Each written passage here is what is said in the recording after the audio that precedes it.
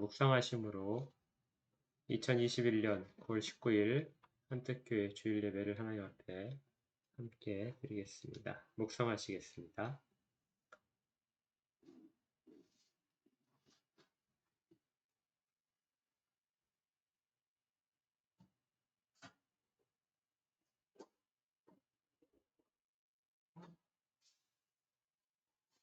삼위일체 하나님의 영광을 선포하며 주의 이름을 찬양합니다. 예배자로 섰사오니 하나님께서 약속하신 모든 복들이 저에게 흘러넘치도록 인도하여 주시고 마땅히 드려야 될 감사와 주에 대한 인정과 고백들이 저희들의 입을 통하여 진실되게 있게 하여 주시옵소서. 아뢰는 모든 것들이 주의 뜻에 합당하게 이루어질 것을 믿습니다. 예수 그리스도 이름으로 기도합니다. 아멘. 신앙을 고백하겠습니다. 사도신경으로 신앙 고백합니다. 시작. 전능하사 천지를 만드신 하나님 아버지를 내가 믿사오며 그의 아들 우리 주 예수 그리스도를 믿사오니 이는 성령으로 잉태하사 동정녀 마리아에게 나시고 본디오 빌라도에게 고난을 받으사 십자가에 못 박혀 죽으시고 장사한 지 사흘 만에 죽은 자 가운데서 다시 살아나시며 하늘에 오르사 전능하신 하나님 우편에 앉아 계시다가 저리로서 산자와 죽은 자를 심판하러 오시리라. 성령을 믿사오며 거룩한 공예와 성도가 서로 교통하는 것과 죄를 사하여 주시는 것과 몸이 다시 사는 것과 영원히 사는 것을 믿사옵나이다. 아멘. 함께 기도하겠습니다. 하나님 아버지의 크심과 하신 모든 일들을 기억하며 찬양을 올려 드립니다. 저희들 각자의 삶 가운데 개입하시고 미리 준비하셔서 이곳까지 이때까지 인도하셨음을 진심으로 감사드립니다. 오로지 주께만 영광 돌리는 이 모든 일들이 되게 하여 주시옵소서. 주의 은혜를 생각하면서 살아야 되는 저희들이 주의 은혜를 망각하고 마치 모든 것들이 저희들의 능력으로 이루어진 것처럼 그렇게 해서 마치 아무것도 거둔 것이 없을 때에는 하나님을 원망하며 그렇게 지냈던 것들을 주 앞에 아뢰입니다. 허물들을 용서하시고 정결하게 하여 주시옵소서. 다시금 주의 은혜로 저희들을 채우시고 주의 말씀만이 저희들 삶의 지표가 되게 하셔서 그 말씀을 따라가는 삶들이 계속 이어지도록 인도하여 주시옵소서. 한택교회에 속해 있는 모든 성도들을 기억하셔서 어디에 있든지 어느 순간이든지 주의 말씀 가운데 있게 하여 주시고 주의 보호 아래 있게 하여 주시옵소서. 이 예배를 드리는 모든 처소마다 주님 보호하시고 홀로 주장하여 주셔서 참되게 예배하는 자들이 이 시간에 모두 함께 예배드릴 수 있도록 인도하여 주시옵소서. 저희들이 마음에 아뢰는 소원들을 들어주시기를 원합니다. 조금 더 주 앞에 가까이 다가가기를 원하고 주의 마음에 합당한 자로 서기를 원하고 또 그렇게 하기 위해서 분투를 하고 있사오나 저희들이 여전히 이 땅 가운데 매어있는 삶으로 말미암아 부족하고 연약한 가운데 있습니다. 육신들이 약해서 주 앞에 마음껏 나오지 못하고 육신이 약해서 하나님 쓰러지기가 일쑤고 또 그렇게 해서 힘이 없어서 죄를 잘 감당 못할 때가 있습니다. 하나님 건강들을 지켜주시옵소서. 강건하게 해주셔서 굳건하게 서서 힘찬 발걸음으로 주의 복음을 전하는 발들이 되게 하여 주시옵소서. 물질적인 어려움 때문에 힘들어하는 영혼들에게는 위로를 하시고 물질이 연단이 속히 끝날 수 있도록 하나님 그들 마음과 손길들 가운데 복을 허락하여 주시옵소서. 주의 은혜를 더하여 주시옵시고 이 일들을 통하여 주께 대한 찬양과 감격이 넘치도록 더 사용하여 주시옵소서.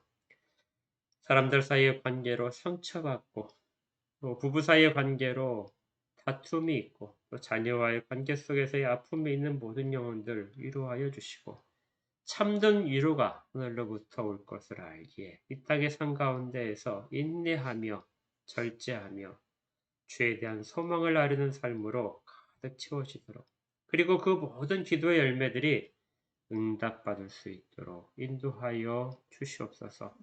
사회 곳곳에서 모든 만나는 사람들에게도 주의 백성으로서의 모습이 잘 드러나게 하시고 저희들의 행실을 통하여 예수 그리스도만이 드러나도록 인도하여 주시옵소서. 이 땅의 모든 유정자들을 기억하시고 그들에게 지혜를 더하시며 하나님을 두려워함이 있게 하여 주시옵소서. 모든 예배드리는 교회들마다 주님 한결같이 보호하시고 홀로 영광 가운데 그 모든 예배를 주재하여 주시고 또 저희가 드리는 이 예배도 홀로 주장하여 주시옵소서. 예배 가운데 임하실 하나님을 기대하고 소망합니다. 예수 그리스도 이름으로 기도합니다. 아멘. 하나님 말씀 찾겠습니다. 하나님 말씀은 에베소서 6장 10절에서 19절 말씀입니다. 에베소서 6장 10절에서 19절 말씀. 지난주의 말씀보다 한 절이 더 추가되었습니다.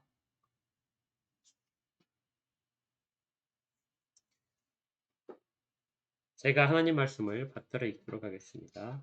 신약성경 316쪽에 있습니다. 10절입니다. 하나님 말씀을 받으십시오. 끝으로 너희가 주 안에서와 그 힘의 능력으로 강건하여지고 마귀의 관계를 능히 대적하기 위하여 하나님의 전신갑주를 입으라. 우리의 씨름은 혈과 육을 상대하는 것이 아니요 통치자들과 권세들과 이 어둠의 세상 주관자들과 하늘에 있는 악의 영들을 상대함이라. 그러므로 하나님의 전신갑주를 취하라. 이는 악한 날에 너희가 능히 대적하고 모든 일을 행한 후에 서기 위함이라.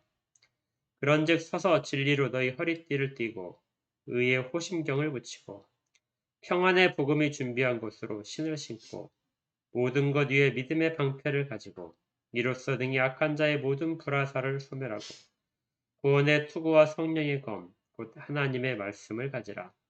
모든 기도와 간구를 하되 항상 성령 안에서 기도하고 이를 위하여 깨어 구하기를 항상 힘쓰며 여러 성도를 위하여 구하라.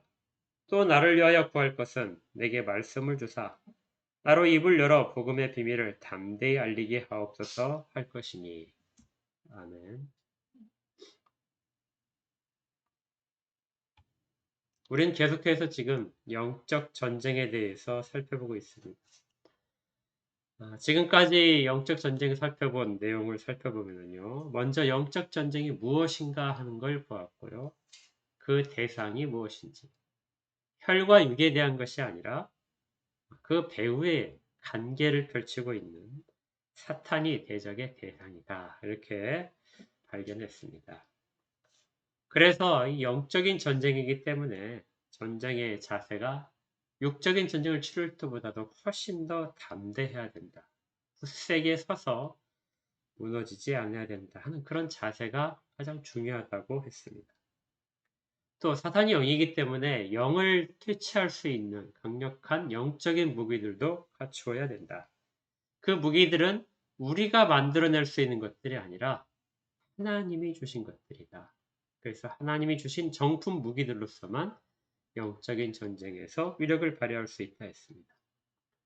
그리고 이런 무기들을 가지고 싸울 수 있는 기술이 필요한데 그 싸우는 방법은 바로 기도라고 했죠.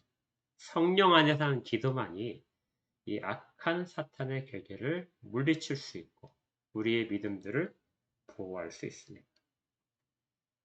그런데 참 신비로운 것은요. 우리가 영적 싸움이나 어떤 영적 전쟁에 대한 그 설교를 하거나 성경 공부를 하게 되면 예기치 않게 교회적으로나 성도들 사이에서도 개인적으로도 어려운 일들이 이전보다 더 많이 생기는 것 같습니다. 저만 그렇게 느낀 것이 아니라 다른 사역자들과 이야기를 하더라도 그런 공통적인 의견들을 내놓게 되는데요. 물론 평소에 영적 전쟁에 대해서 아주 잘 깨어있는 그런 교회나 성도라면 이런 일은 없겠지만 대부분의 경우에는 그런 일들이 발생을 하는 것 같습니다. 왜 그런가 생각해 봤어요. 그랬더니 첫 번째 이유로는 아는 만큼 보인다는 말이 있죠. 그러니까 이제는 그것이 영적인 전쟁, 영적인 싸움의 문제라고 생각하지 않았던 것들이 알게 되니까 그만큼 많이 보이는 것입니다. 깊은 내용들이 보이고 그 안에서 이 모든 싸움에서 위력을 떨치고 있는 악한 영들의 것들이 알게 되는 것이죠. 두 번째는 이 영적 싸움을 이야기를 하게 되면 사탄이 매우 싫어합니다. 사탄은 숨어 있는 존재거든요. 뒤에서 조작을 하는 그런 것들을 능수능란하게 자기의 장기로 삼고 있는데 자기의 정체가 드러나게 되면 그만큼 더 발악을 합니다. 그걸 막기 위해서 애를 쓰죠. 그래서 영적 전쟁에 대한, 영적 싸움에 대한 설교를 하기 시작하게 되면 우리 주변에 이런 일들이 발생하는 것 같습니다. 권면하기는 혹시라도 요즘 들어서 영적 전쟁에 대한 그 설교가 이어지면서 더 힘들어진 상황이 있다거나 아니면 더 꼬여지는 상황이 있다. 이렇게 되는 경우가 있다면 그것은 반대로 우리가 더 깨어 있다는 것이거나 아니면 사탄이 그것들을 막고 더 이상 진행하지 못하도록 막으려는 괴계가 있다. 그런 것이므로 우리가 바른 길을 가고 있다는 위로를 받을 수 있습니다. 영적 전쟁에 대한 경각심이 강해질수록 성경 말씀처럼 깨어 있을수록 이 모든 일들은 우리에게 더 찾아올 것입니다. 그 부분에 있어서 더 굳세게 잘 무장하고 기도에 있어서 모두 승리하신 여러분이 되기를 바랍니다. 오늘은 이 영적 그 싸움의 방법인 기도에 대해서 조금 더 살펴보겠습니다. 바울은 18절에서 모든 기도와 간구를 하되 항상 성령 안에서 기도하고 이를 위하여 깨어 구하라 이렇게 한 다음에 항상 힘쓰며 여러 성도를 위하여 구하라 이렇게 말하고 있습니다.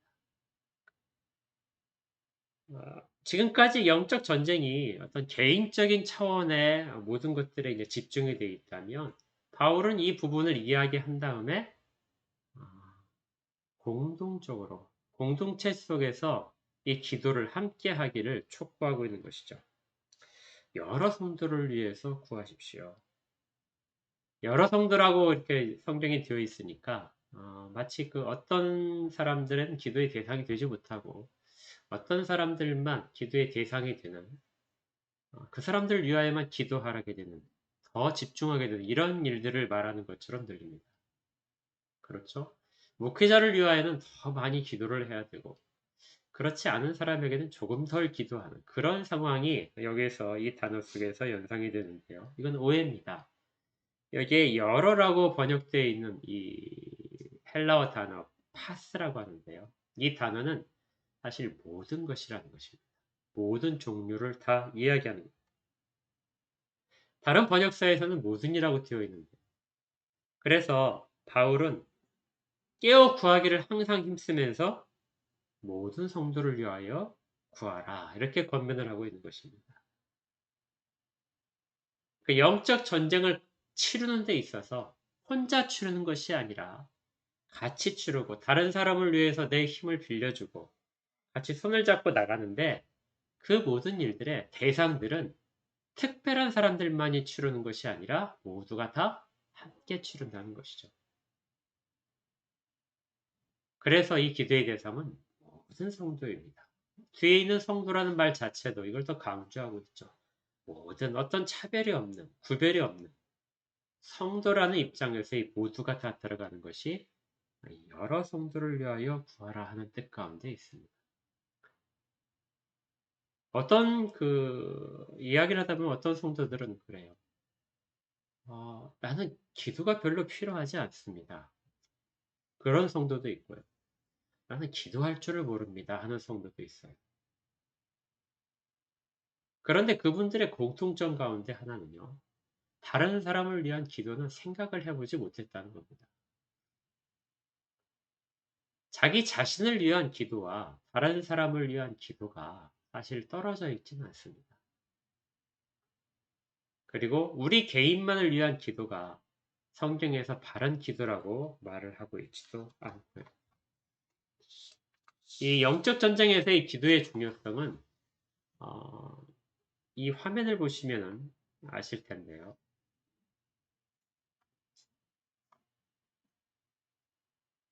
왼쪽에 있는 것이 우리 성경에서 말한 바울이 지금 이야기한 영적인 무기들로 무장을 하는, 완전히 무장을 한 것입니다. 그런데 이렇게 무장한 군사들이 자기 자신만을 방어하는 것이 아니라 어떤 그 진을 구성하게 되죠. 이걸 병진이라고 하는데 병사들이 진을 구축하게 되는데 자기의 방패와 다른 사람의 방패를 푸게서 훨씬 더 강한 방어력을 만듭니다.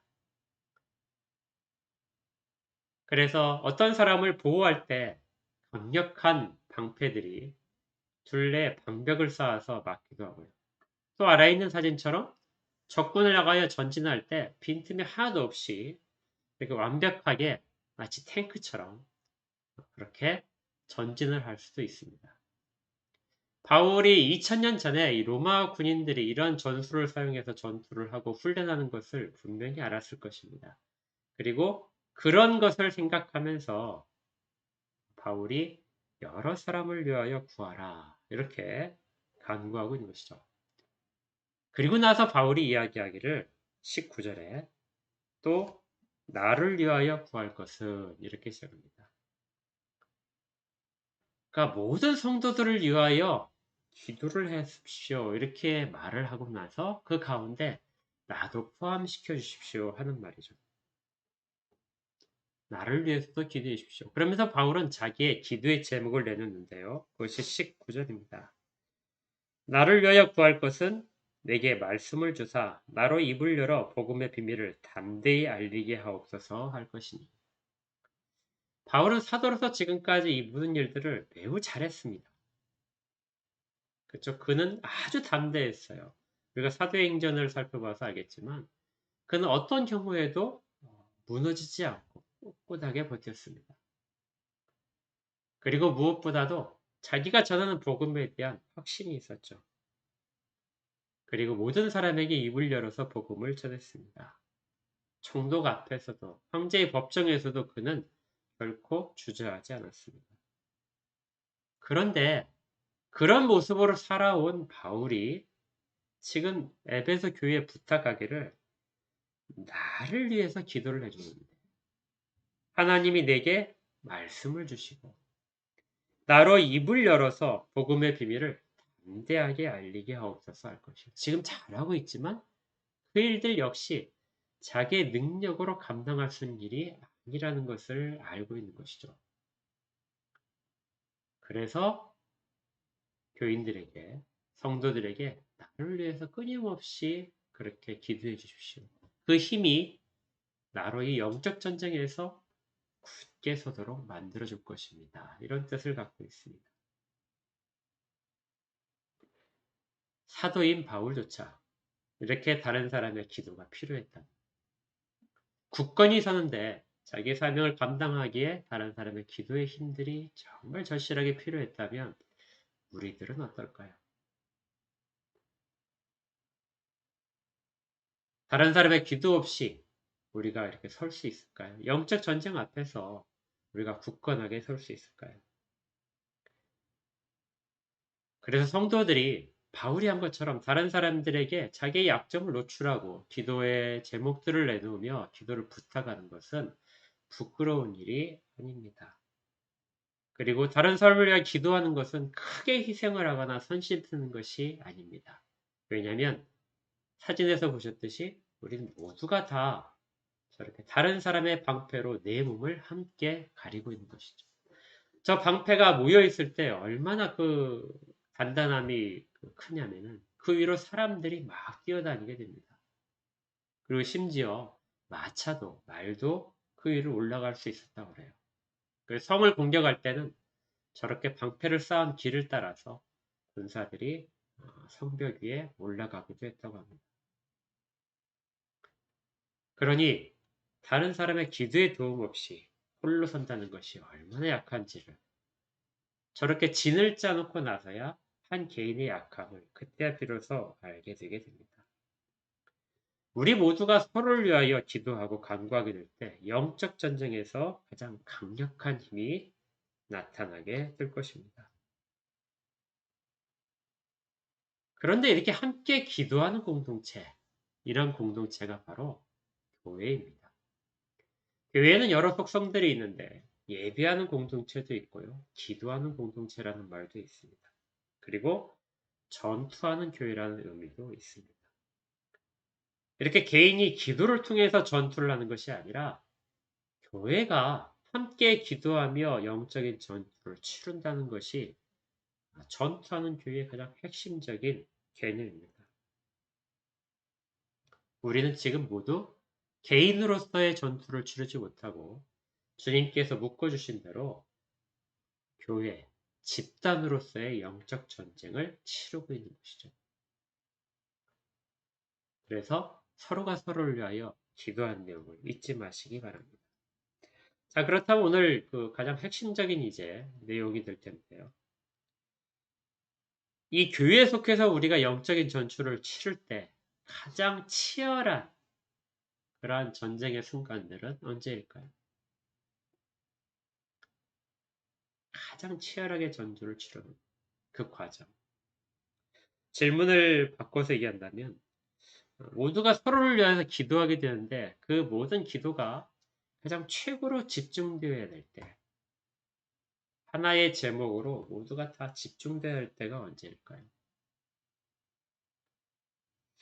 우리가 살면서 모든 순간에서 영적인 전쟁을 치른다고 했지만 그 중에서도 우리가 영적 전쟁을 치름에 있어서 정말 가장 심각하고 가장 힘들게 치르고 있는 전쟁이 무엇인가 하는 질문입니다. 상황에 따라서 어떤 분들은 가정이라고 대답할 수도 있고요. 사업장, 아니면은 회사, 학교, 다양한 답들이 있을 것입니다. 그런데 이 모든 것들보다 가장 치열하게 치러지는 전투의 현장은 예배의 자리입니다. 예배의 자리가 가장 치열한 전투를 치르고 있고 예배를 드릴 때가 가장 치열한 전투를 치르는 때입니다. 다소 의외라고 생각하시는 분들도 있을 거예요. 어떤 분들은 예배가 감격이 있고 위로가 있고 은혜가 넘치고 우리의 모든 것들이 충족되는 그런 자리라고 생각을 하실 텐데 어떻게 영적인 전투가 가장 치열한 곳인가 하고 반문할지도 모릅니다. 하지만 만약에 그렇게 생각하신다면 이것은 우리가 느끼는 감동에 예배에 초점을 맞추는 그런 생각을 가지고 있기 때문입니다. 예배에 대한 여러 가지 정의들이 있지만 그 중에서 가장 완벽하게 모든 것들을 포함시킨 가장 좀 바람직한 정의가 있다면 이런 것일 것입니다. 예배란 모든 것들의 주관자이신 하나님을 인정하고 그 하나님이 하신 일들과 하나님의 인격을 받아들이며 그 하나님과 개인적으로 집단적으로 만나고 그리고 하나님이 그 사역 가운데 원하시는 모든 것들에 대해 적극적으로 용납하는 행위다. 이것이 예배에 대한 바람직한 정의일 것입니다. 그래서 예배에는 찬양이 있고 그리고 하나님이 하신 일들에 대한 기억이 있습니다. 지식이 있어야 돼요. 지식이 없이 예배가 이루어질 수는 없습니다.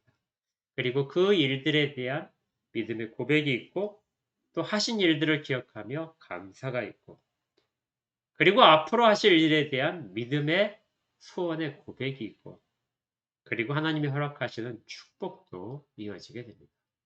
이 모든 일련의 과정들이 우리가 하나님 앞에 가질 수 있는 모든 최선의 것들, 가장 선한 것들, 이 땅 가운데 가장 좋은 것들이 모여있는 순간이 바로 이 예배죠. 그래서 이 선한 것들로만 넘쳐야 됩니다.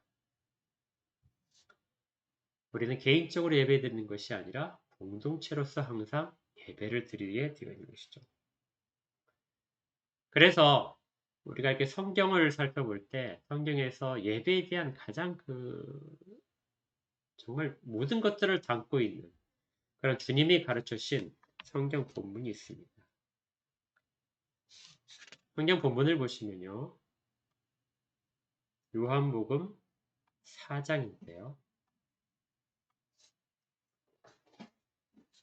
요한복음 4장 20절부터 우리가 성경을 찾게 되면 이렇게 되어 있습니다. 제가 성경을 읽어 드릴게요. 21절을 보겠습니다. 예수께서 이르시되 여자여 내 말을 믿으라. 이 산에서도 말고 예루살렘에서도 말고 너희가 아버지께 예배할 때가 이르리라. 23절로 가겠습니다.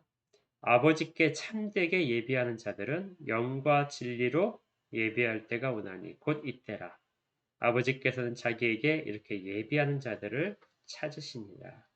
하나님은 영이시니 예배한 자가 영과 진리로 예배할지니라. 예배에 대한 주님께서 가르쳐 주신 가장 중요한 원칙이 뭐냐면요. 영과 진리로 예배하라 하는 것입니다. 영과 진리로 예배한다는 것이 과연 무엇일까요? 이 구절에 대한 이해를 하기 위해서는 역사적인 성경적인 배경을 살펴봐야 됩니다. 예수님께서 사마리아 지역으로 여행을 하실 때 그때 제자들이 먹을 것을 구하러 다른 곳에 마을에 내려가고 예수님께서는 우물가에서 쉬고 계셨습니다.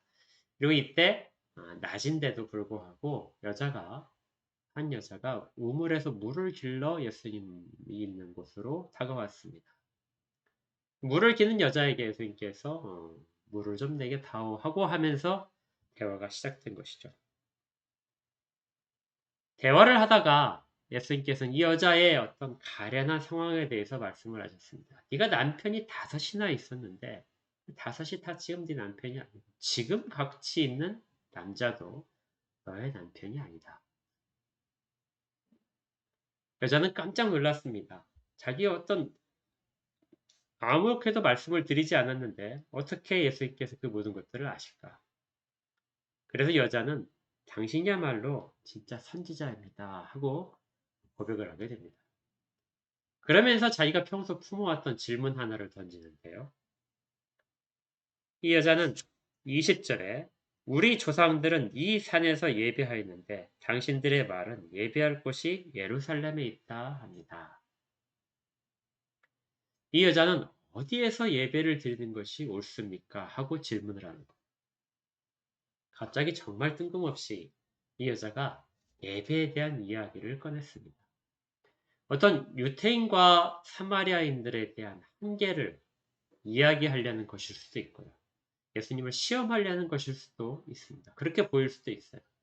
그런데 자세히 보시면 이 예수님을 선지자라고 생각했던 이 여자는 그러면 선지자라면 분명히 하나님이 가장 원하시는 예배의 장소가 어딘지를 알 수 있을 것입니다. 하고 믿고 있었던 것이죠. 이 여자는 자기의 좋지 않은 그러한 인생의 상황 속에도 불구하고 참된 예배에 대한 소망이 있었습니다.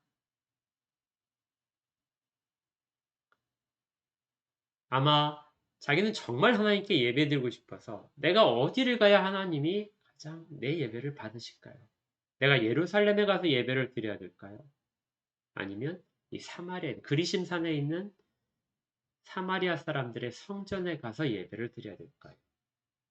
이 하는 질문을 담고 있는 거죠. 역사적으로 볼 때 이 질문 속에는 많은 것들이 담겨 있습니다. 하나님은 이스라엘 백성이 광야에서 출애굽에서 광야를 지날 때부터 이스라엘 백성과 만나시는 특별한 장소를 지정을 하셨죠. 그리고 그것을 거룩하게 하셨습니다.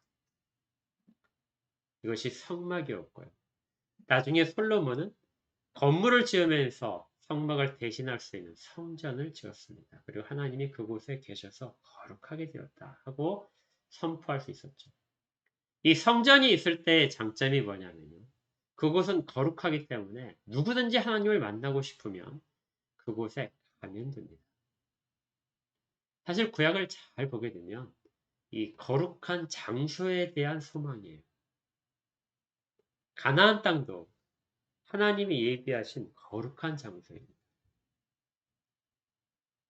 그리고 성막도 하나님이 이스라엘 백성을 얼마든지 여기에 나오는 모든 자들은 내가 만나주겠다 약속하신 곳이죠.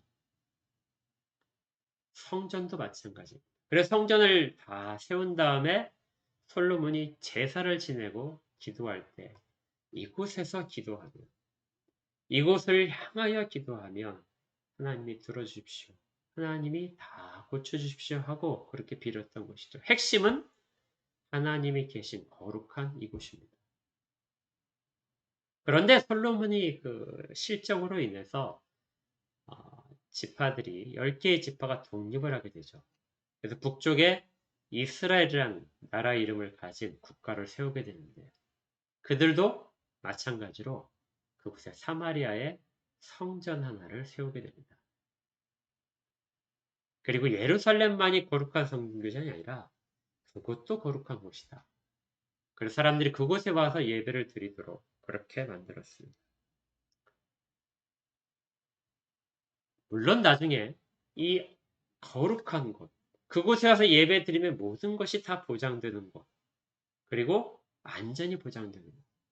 이 성전이란 개념은 곧 무너지게 됩니다. 왜냐하면 북이스라엘도 남유다도 모두 다 멸망했기 때문에 그렇죠. 그리고 포로로 끌려간 그 상황에서 이스라엘 백성들에게는 어디가 과연 하나님이 받으실 만한 곳인가? 성전이 사라졌는데 우리는 어디에서 예배할 것인가? 예배하는 자들이 가장 안전하게 보호되는 곳이 어디인가?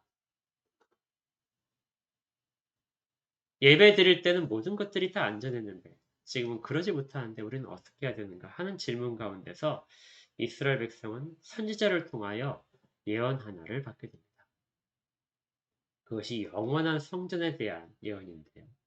에스겔서에서 가장 잘 나타나 있습니다.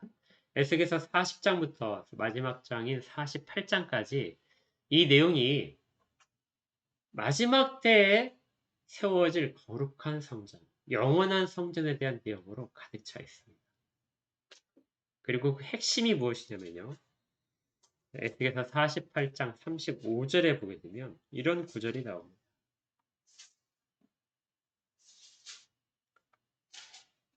이게 마지막 절인데요. 그 사방의 한계는 18,000척이라. 그날 후로는 그 성읍의 이름을 여호와 삼마라 하리라. 여호와 삼마 혹은 여호와 샴마 이렇게 발음하는 이 성읍의 이름이 하나님이 영원히 거하시는 곳, 무엇이 됩니다. 여호와 샴마라는 이 말의 뜻이 뭐냐면 하나 여호와가 그곳에 계신다 하는 뜻입니다. 에스겔서의 핵심 단어가 이 여호와 샴마입니다. 바벨론의 포로가 끌려가서 그곳에서 비참한 생활을 하고 있고 예배를 제대로 드리지 못한 상황 속에서 이스라엘 백성들에게 선지자를 통해 하나님이 하신 말씀은 여호와 샴마. 여호와는 그곳에 계신다. 1차적으로 아무런 소망이 없어 보이는 자들에게 나 여호와는 지금 너희들 가운데 함께 있다. 이것이 에스겔이 전한 가장 대표적인 메시지고 두 번째 이 여호와 샴마에 담긴 뜻은 내가 너희들 가운데 영원한 성전을 건설할 것인데 그 가운데 나는 영원히 너희들과 거할 것이다.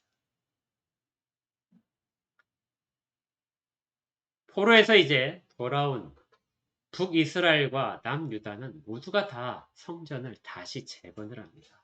불타버리고 무너진 성전을 다시 지으면서 에스겔 선지자가 예언했던 이 성전이 자기들이 다시 세우는 성전일 것이라는 굳은 믿음을 갖고 있었죠.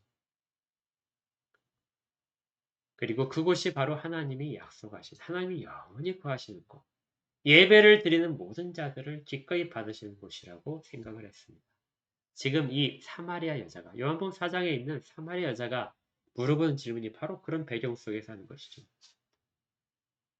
당신이 선지자라면 선지자를 통하여 말씀하신 그 영원한 성전, 하나님이 언제나 떠나지 않고 계시는 곳, 앞으로는 영원히 안전하게 보호되는 그곳이 예루살렘입니까? 이 그리심산에 있는 성전입니까? 그러자 주님께서 우리가 읽던 본문에 그 말씀을 하십니다. 21절이죠. 예수께서 이르시되 여자여 내 말을 믿으라. 이 산에서도 말고 예루살렘에서도 말고 너희가 아버지께 예배할 때가 이를 것이다.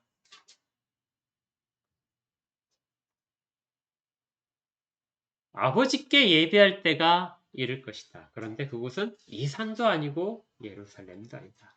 더 이상 어떤 장소가 문제가 아니라 정말로 예배하는, 참되게 예배하는 자들이 나타날 때가 있다는 것이죠.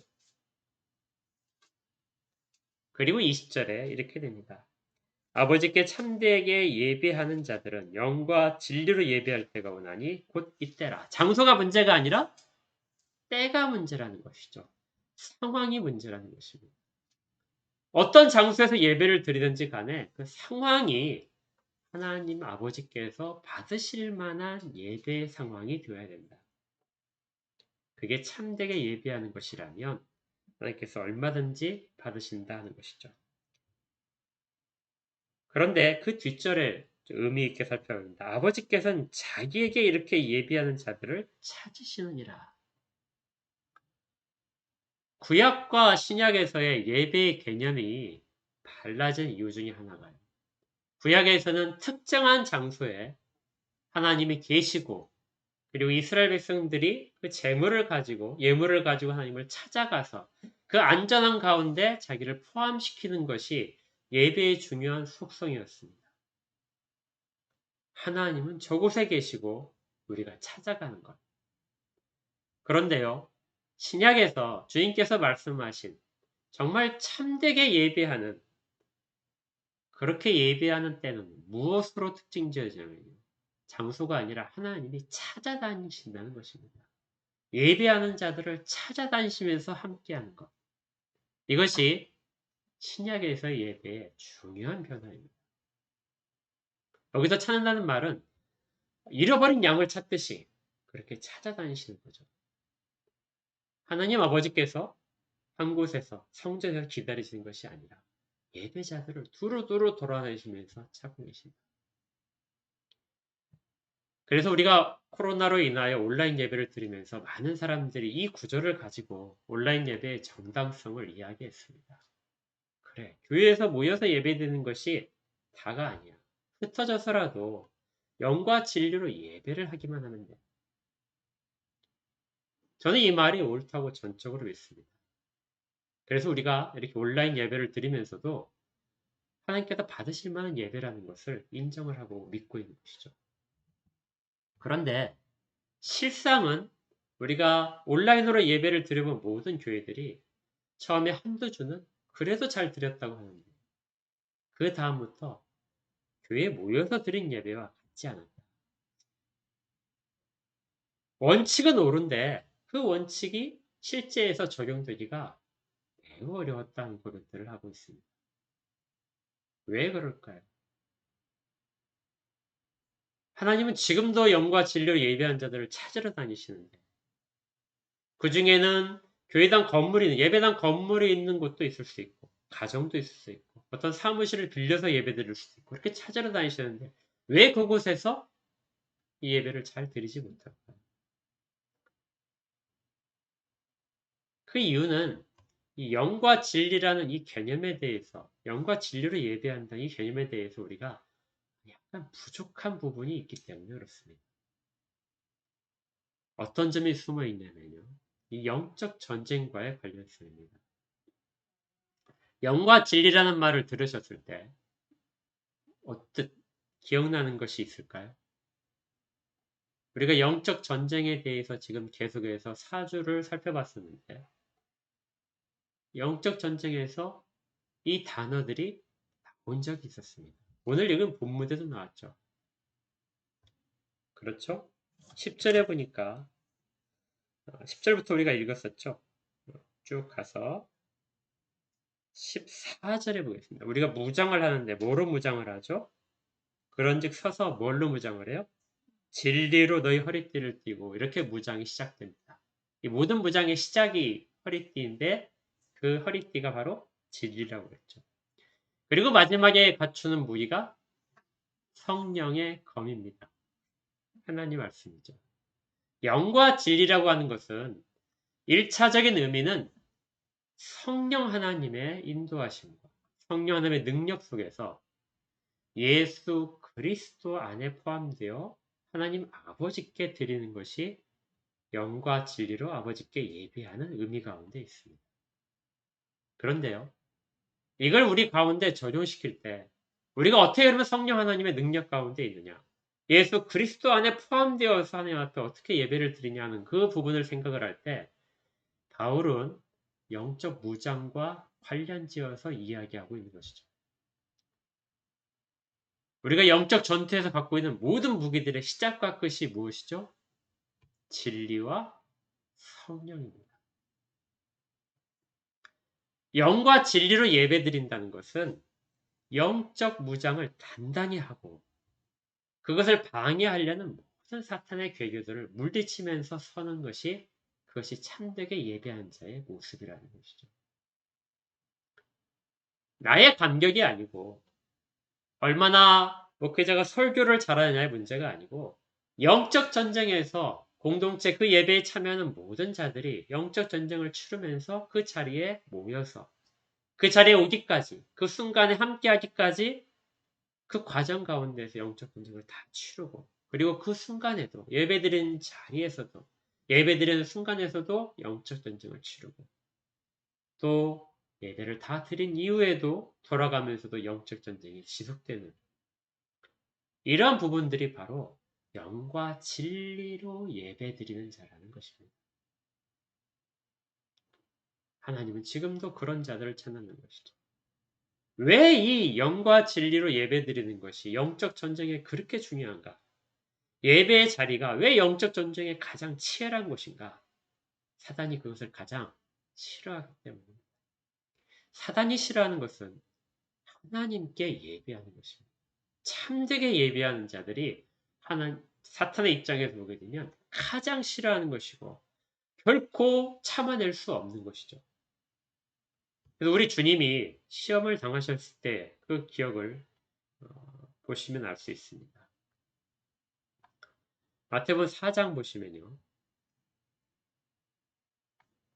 마태복음 4장 8절에서 11절에 이렇게 돼 있죠. 마귀가 또 그를 데리고 제가 읽어드리겠습니다. 마귀가 또 그를 데리고 지극히 높은 산으로 가서 천하 만국과 그 영광을 보여 이르되 만일 내게 엎드려 경배하면 이 모든 것을 내게 주리라.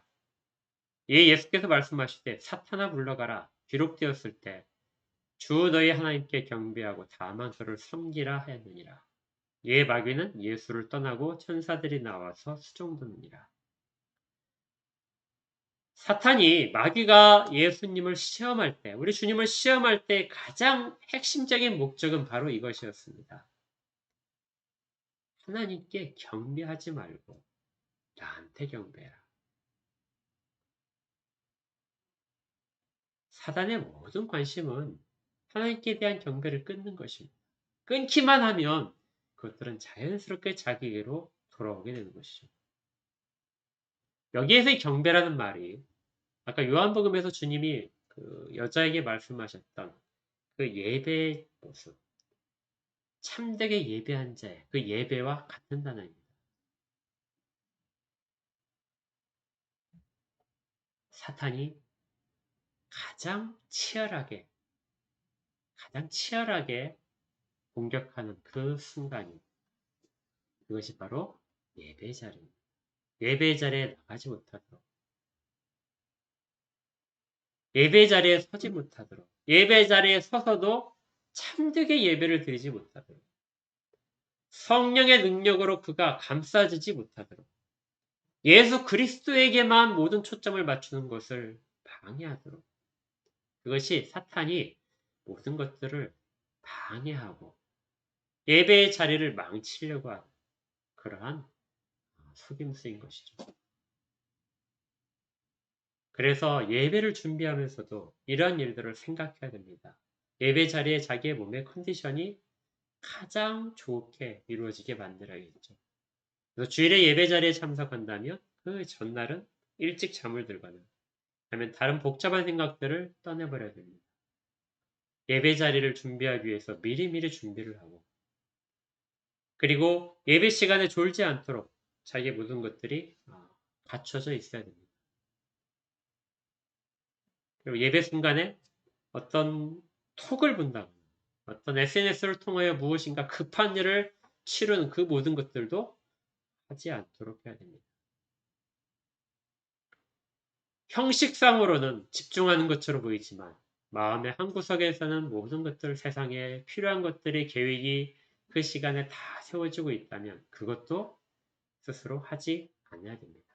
만약에 그런 것들이 틈타고 있다면 우리는 영적인 무장을 하고 있지 않은 것입니다. 영과 진리로 예배하지 못하는 것이죠. 예배의 자리는 가장 치열한 전투의 자리입니다. 그리고 우리가 가장 무장을 잘해야 될 때이기도 합니다. 그래서 이 모든 것들이 기도로 준비해야 됩니다. 예배 자리에 나오기 위해서 정말 깊은 기도가 필요하고 또 우리 본인만이 아니라 모든 사람들에게 이렇게 서로가 서로를 위해서 옆에 있는 어떤 집사님이 예배를 잘 드리도록 그를 위하여 역시 힘써서 기도해야 돼요. 예배에서 말씀을 전하는 목사를 위해서도 힘써서 기도해야 됩니다. 예배 순서를 맡은 모든 사람들을 위해서도 더 힘써서 기도해야 돼요. 모든 자들이 빠짐없이 그렇게 한 마음으로 참여할 수 있도록 그렇게 하는 것이 영적 전쟁에서 기도의 내용이고 또 교회가 담당할 내용이기도 합니다. 여자는 예수님께 마지막으로 이렇게 질문을 합니다. 예수님께서 이 모든 것을 말씀하시자 여자가 말하기를 요한복음 4장 25절에서 여자가 이르되 메시아 곧 그리스도라는 이가 오실 줄을 내가 압니다. 그가 오시면 모든 것을 우리에게 알려주실 것입니다. 예수께서 이르시되 내게 말하는 내가 그라 하시니라. 여자는 메시아가 오시면 이 일들을 우리에게 당연히 말할 것입니다. 그런데 이 여자는 지금 어떻게 하고 있죠? 그 이야기를 듣고 있습니다. 메시아가 오면 어디가 더 거룩한 곳인지, 어디에 하나님이 예배를 받으시는지, 어디에 하나님이 하나님의 백성들을 만나시는지에 대한 것들을 알려줄 거라고 기대를 하고 있고요. 그런데 지금 내가 너에게 가르쳐 준 것이 바로 그 내용이다. 내가 바로 그 메시아다. 어쩌면 이 우물가에서 예수님을 만난 이 사마리아 여인은 아버지께서는 영과 진리로 참되게 예배한 자를 찾으신다 하는 그 내용의 첫 번째 대표적인 인물이었던 것 같습니다. 주님께서는 다른 모든 것들을 제쳐두시고 일부러 사마리아 길로 여행길을 잡으셨어요. 다른 사람들이 가지 않는 사마리아 길. 그리고 제자들을 떠내보내시고 여자가 오기를 기다리셨습니다. 그 여자 안에 있는 참되게 예배하고 싶은 그 마음을 예수님께서 헤아려 주신 것이죠. 그 여자는 온갖 나쁜 환경 속에서, 상황 속에서 있습니다. 어디를 가더라도 환영받지 못할 정도의 그런 처지였던 것인데요. 그 여자는 예수님 앞에 나와서 참되게 예배한 자로서 지금 앉아 있습니다.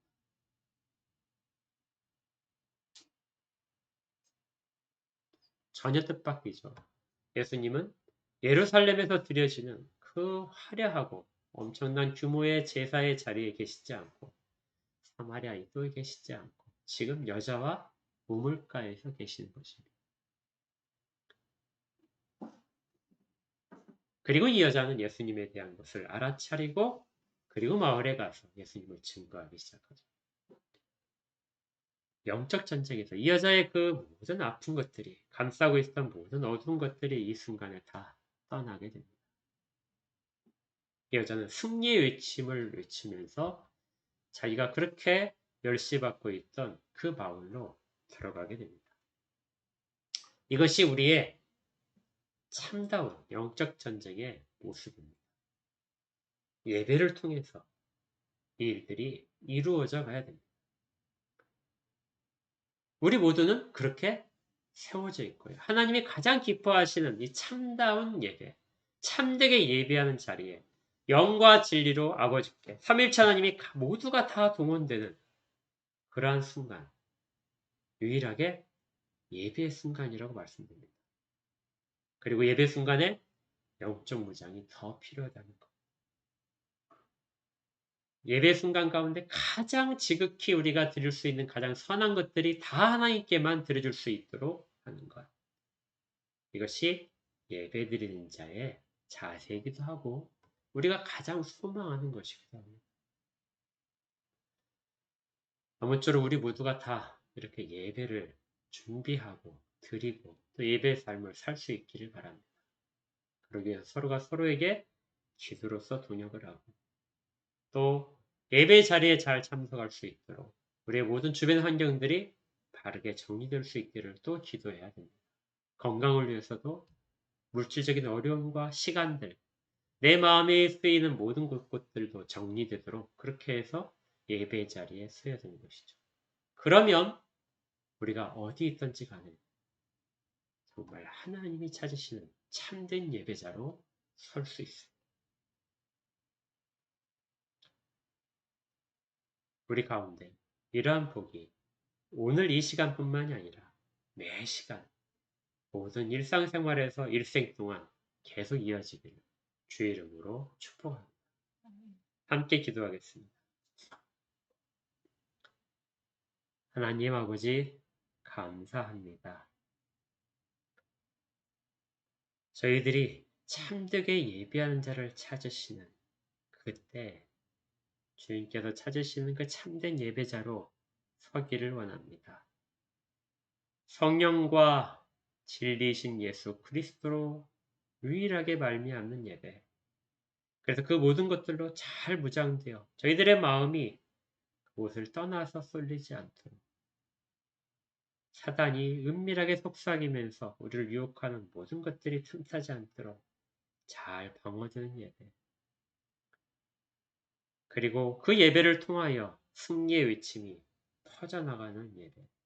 이 예배를 소망합니다. 그리고 예배를 소망하며 저희들 개인뿐만이 아니라 함께 예배하는 모든 자들의 영적인 건강과 무장 상태도 주 앞에 기도로 간구하고자 합니다. 하나님께서 함께하여 주시고 주님 말씀하신 대로 순종하여 지키는 모든 자들에게 찾으시는 참다운 예배자의 모습이 나타나도록 그리고 그들이 함께 모여 예배드리는 모든 예배들이 정말 아름다운 예배가 될 수 있도록 주님 복을 허락하여 주시옵소서. 예수 그리스도 이름으로 축복하며 기도합니다. 아멘. 예. 헌금은 온라인으로 하시고요. 온라인 헌금에 대해서 제가 기도하고 그 다음에 축도하도록 하겠습니다. 기도하겠습니다.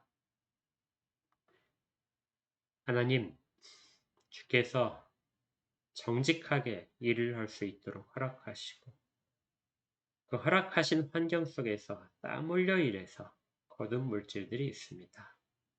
하지만 이것들이 저희의 노력으로 거둔 것이 아니라 하나님이 허락하셨다는 것을 기억하며 주의 일 가운데 사용되기를 원하여 드립니다.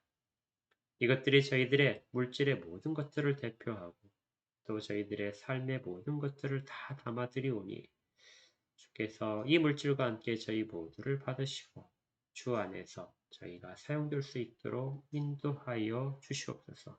그리고 이것이 무엇보다 가장 큰 복임을 깨달아 주의 은혜를 늘 감사하고 찬양하도록 저희들을 이끌어 주시옵소서.